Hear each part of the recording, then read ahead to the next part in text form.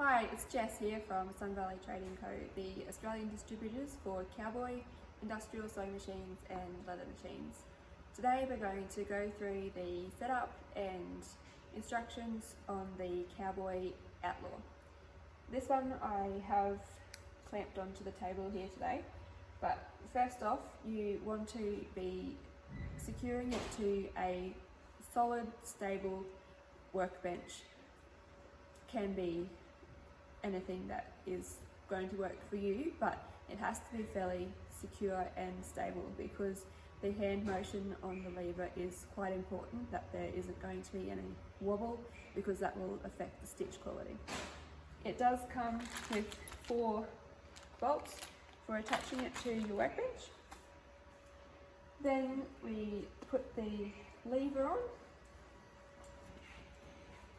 attach it to the shaft over here. There's a keyway cut in here and the keyway on there. Line them up.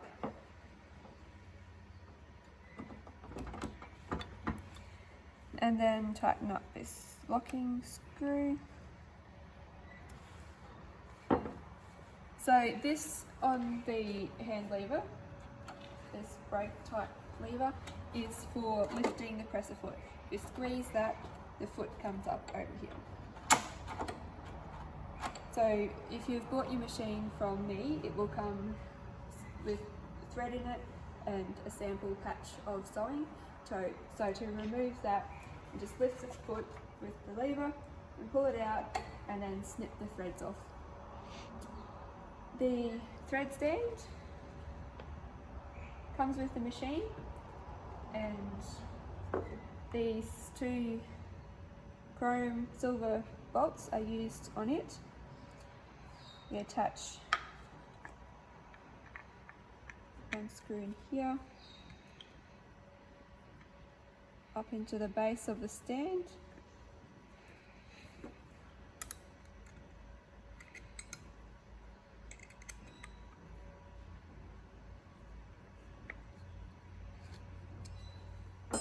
And then the other one is used to attach it to the machine.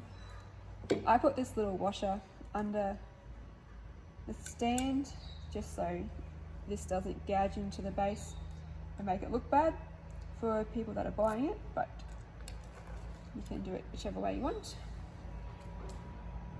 So we put the stand into it, and then there's this hole in the back of the machine here which we want to line up this screw with.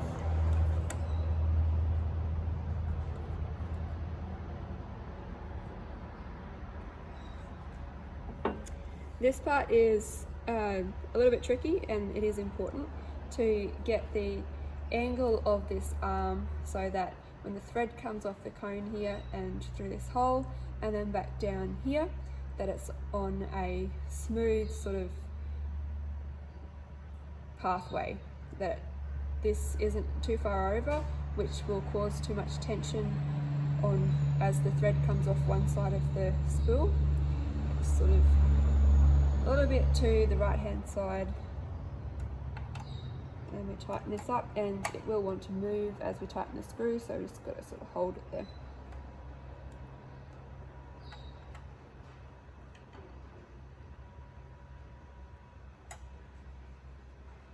You may need to change the needle to start with depending on what size thread you're going to use and what's on there, so we'll go through that process first up.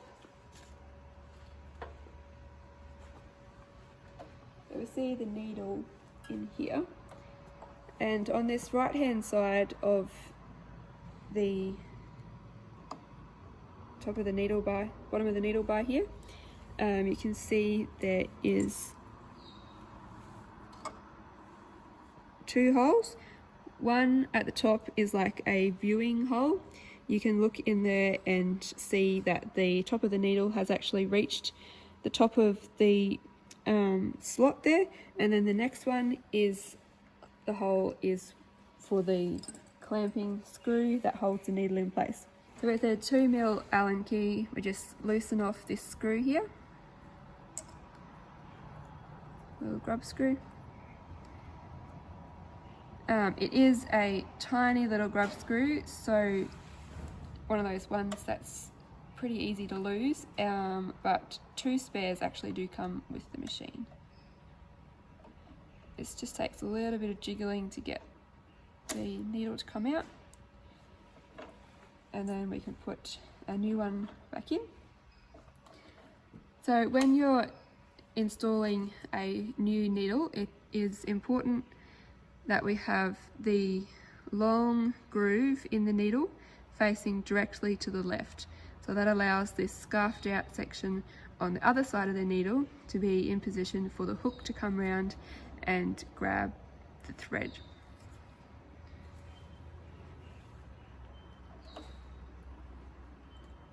So poke the needle down into the hole in the presser foot first, and then put the other end up into the needle bar. And make sure we have the long groove facing to the left. And then we can get our Allen key and tighten up this screw to lock it in place. Just be careful, like notice that you have pushed it as far in as you can. Also, when you're removing a needle, sometimes they can get a bit tight in there, and if that happens, just get a pair of pliers, little pair of pliers, and just sort of wriggle it a bit. You can pull or wriggle, but don't pull it sideways, because then it may snap and you'll end up with a stub of a needle in there, which won't be so good. But you can twist it and wriggle it out. So then we'll go on to threading.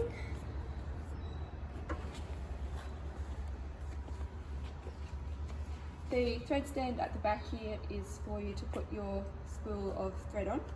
These big spools of the really thick thread don't fit on there all that well. Well, they do fit on there, but the problem is that the thread can fall off the edge like this, which you don't really want, because then it will get wrapped around there and get tight, and no doubt you'll have thread snapping and all sorts of problems. So one of the fixes for that is just to put something over the top of there that will stop so much of the thread from hanging down. We don't want it to get in the way of the path of the thread though.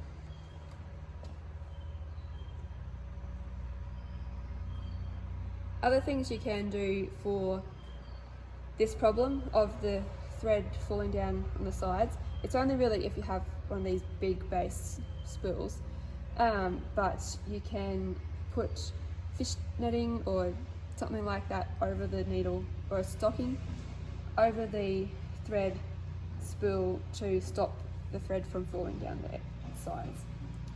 So then for threading up, we put the end of the thread through the little hole in the arm here. Then we go down here, we go out through this hole, and then back around there.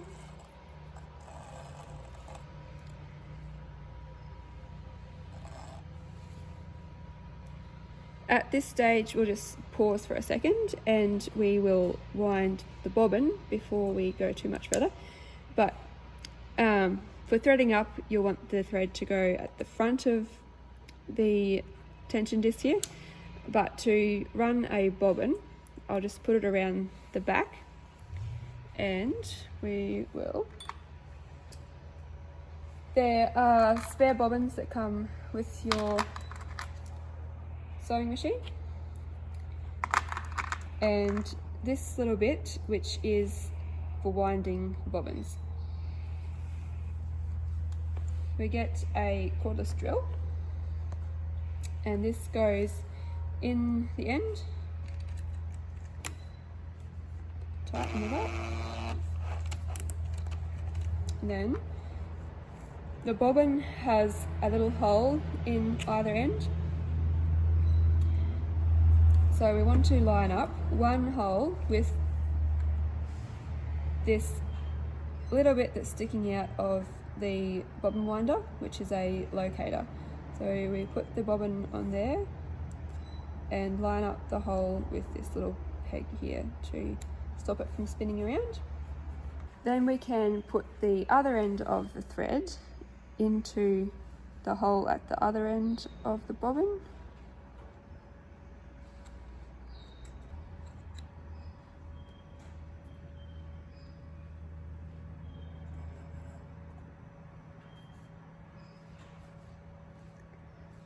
And then we can just start running the drill, which will spin the bobbin.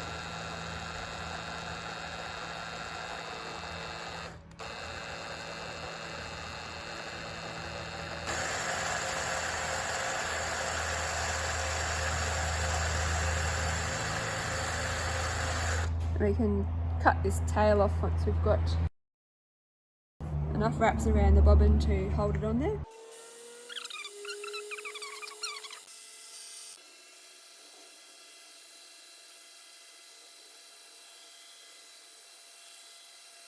So once we have a reasonable amount of thread on our bobbin, we can snip it off, and it just slides off the end of the bobbin winder. You don't want to put heaps on there so that it's bulging out the sides, because then it won't fit into the shuttle. So we'll just put that to the side for now and finish our threading. So we bring this thread around the front, push it in between those tension discs. On this one here, we wrap it around once and keep it going around. Then we go weave it through these holes, keep it in place there. I go clockwise around this tension disc clockwise. I think the manual actually says to go around there anti-clockwise, but my preference is clockwise because then as it's spinning around, there is no risk of it actually loosening the tension disc. That's like this post is actually just screwed in there. So if we're going in a clockwise direction, it's not going to be loosening it off by any chance. So then we weave it through over here again.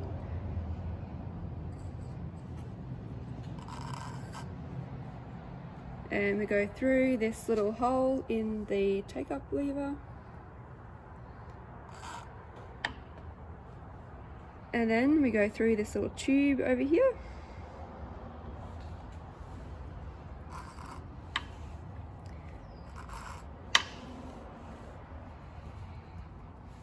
And then to thread the needle, we poke it down this hole in the foot first.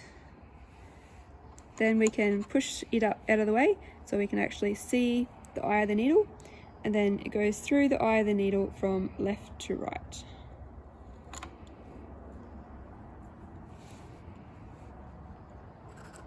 Just pull a bit of slack through. So we're using a bonded polyester in a metric 8 size today, which is a reasonably thick thread, about the thickest that I sell with this machine. And a 26 LR needle. So then for the bobbin, we can just remove this cap on the end of the cylinder by turning it to the left. It just pops off. And then to get at the bobbin, there's this little spring tab here, which you just press and the shuttle pops out. We can remove the bobbin that we don't want and install the bobbin that we wound before. So we want to put the bobbin in with the thread coming off and down here where the tension spring is, which will then have the bobbin unspooling in an anti-clockwise direction. Just pull it down there between. That's the tension spring, which applies tension to this thread. we'll go into tension adjustments later. Let me just pop that back in there. And to get the thread back up to the top, get ready for sewing, lift the foot, and we just keep a hold on this top tail of thread, hold on to that, and needle down, hook will grab the thread, go around and pull up our bobbin.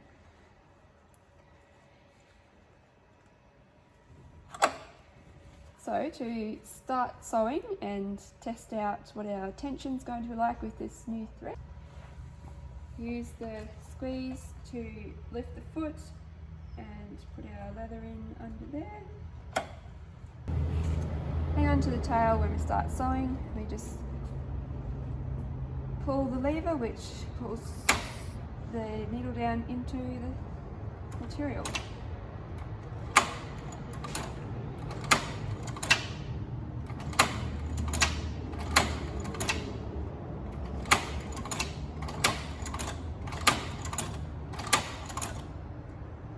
We need to do it with a fairly smooth but reasonably forceful sort of movement on the lever.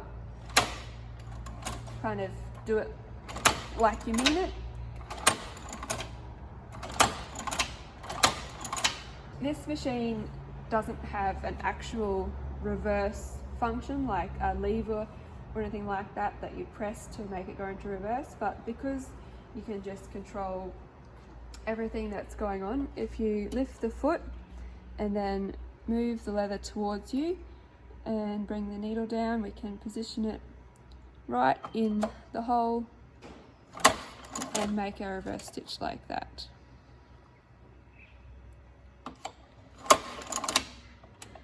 These stitches are on a slant, you might have noticed. That's because we're using the LR needle, which has a twist in the tip of the needle, which is the reason why it puts the stitches on a slant then, which is supposed to look a bit like hand sewing. You can also get needles for sewing in leather that will do a straight stitch, and there are other needles that have a different point, more of a cone shaped point, which are used for sewing webbing or canvas. Basically any product that's not leather, use those more cone shaped tip needles, and the needles for sewing leather have a chisel sort of tip on them. To adjust the stitch length, it's this dial on the front here. To reduce the stitch length, we turn it anti-clockwise, wind it out to make the stitch length shorter.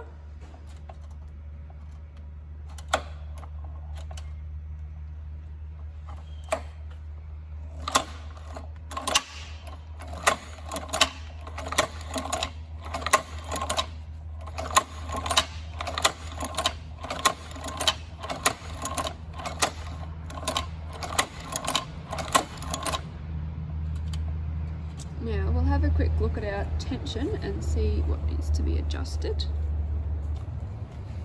on the underneath side here. So looks like the knots are getting pretty close to the bottom. They're not actually too bad. We can add a bit more tension on the top thread with these knobs on the springs at the top. If we turn them clockwise, we're increasing the tension on the top thread, and likewise if we turn them anti-clockwise, we're reducing the tension. So clockwise to add more tension. We'll see what that's like.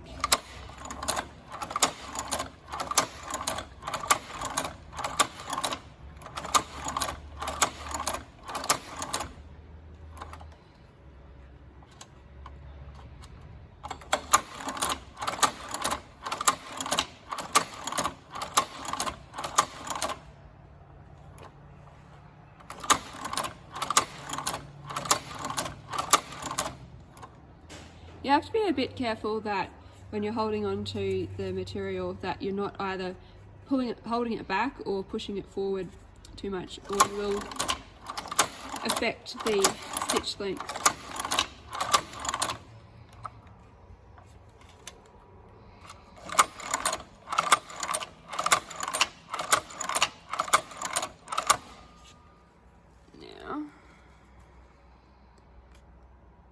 We've still got the knots coming down to the bottom, so we might just loosen off the bottom tension. So the tension on the bobbin thread is adjusted here, but first we have to loosen off this screw over here, which is a locking screw. So we just loosen that off a little bit, and then we can adjust the tension here. So same here, if we turn it anti-clockwise, we're loosening the tension. If we go clockwise, we're increasing the tension. So if you're a little bit worried about adjusting the tension, which you don't really need to be, but if you're worried that you're going to stuff something up, you just remember how much you have turned it. So you can remember that you've turned it half a turn or something, then you can go back and reverse that, and you're back to where you started if it didn't work out the way you wanted it to. So we're just loosening this one off a little bit, and then we just have to tighten this one back up again, and then we can test it out.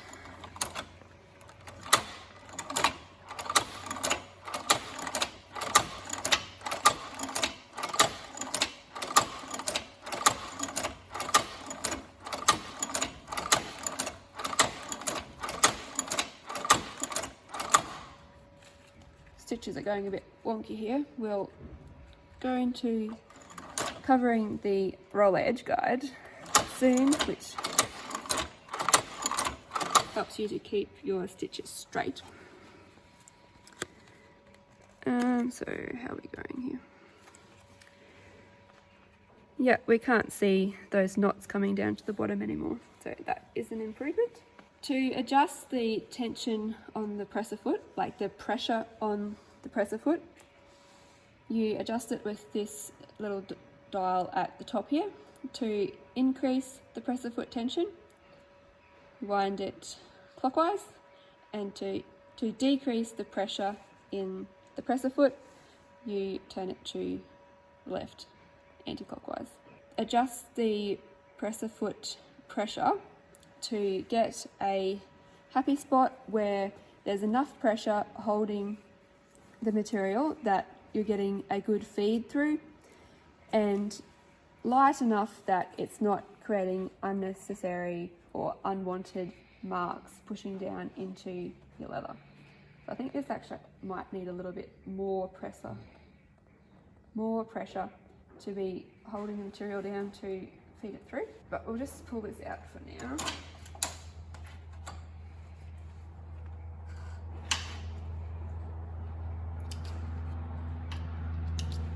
And I'll show you the roll edge guide. So that comes with the Outlaw when you purchase it from me. It just sits in here on the cylinder arm. There's 2 threaded holes there, and we just screw it down.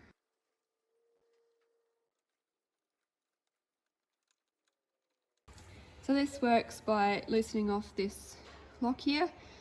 Slide it along the rails until you get the desired distance between the needle and the edge here, which will be the seam of what you're sewing.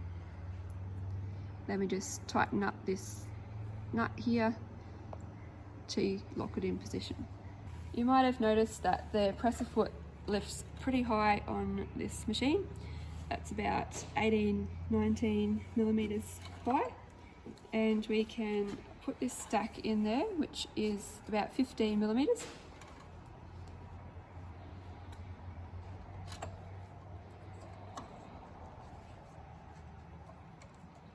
This is how the edge guide works. You can run the edge of your material against this roller here.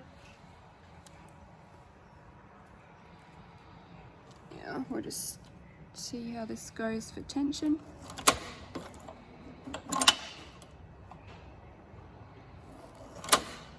Might need some longer stitches in this thick material.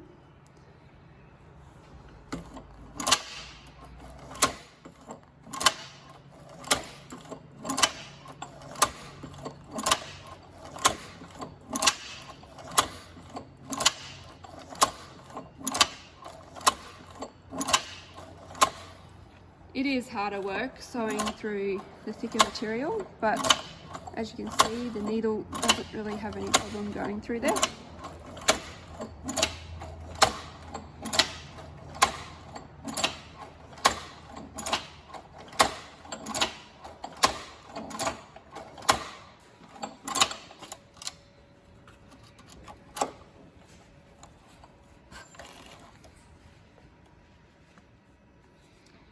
So that was some thinner thread that I was using another day, but the stuff with the thick thread is what I did just now. I did have a bit of a problem there with the stitch length getting a bit shorter.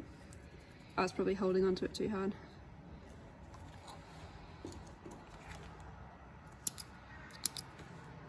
And our tension is pretty good. Pressure might be a little bit too high on the presser foot. See, we're getting these lines here.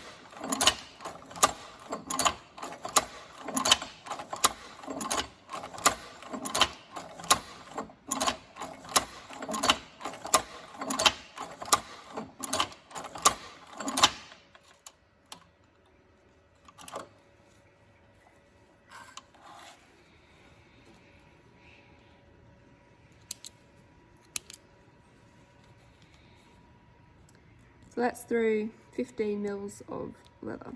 For maintenance of your machine, the most important parts are oiling and cleaning. So for cleaning, you just want to blow out any bits of dust and lint that accumulate, especially down here.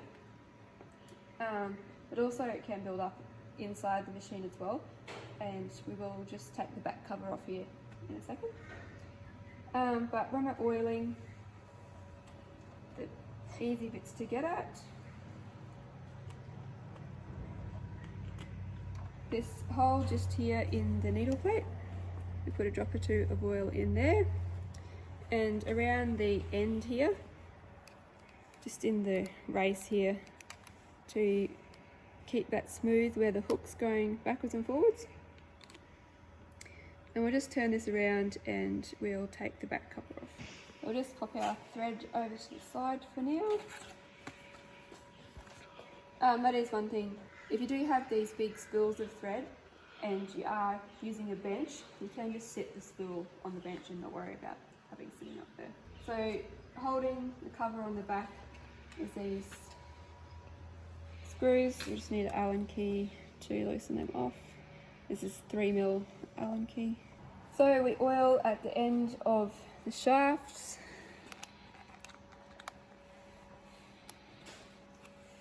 And along the rack.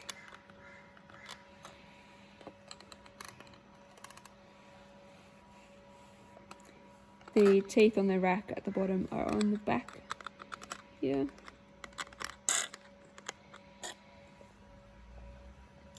And we also put some oil down here for the presser foot. You do get a little bottle of oil come with your machine. So sewing machine oil, you can buy, I think you can buy Singer sewing machine oil from Woolworths actually, or you can contact me if you need some more. I have it in little bottles, actually a bit bigger than that. I like that. So that covers the steps that you need to take when setting up your new Cowboy Outlaw and a few of the maintenance tasks that you will be required to carry out. For the oiling, I recommend 2 drops of oil, say every 8 hours of sewing that you do, depending on how frequently you're using it. If you're using it more frequently, then the 8 hours is probably fine.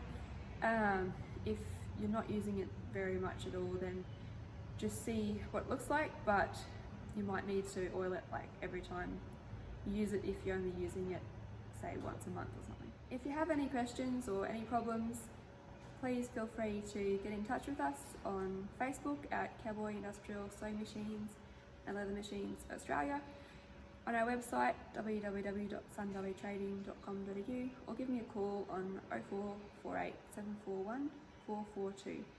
Thank you.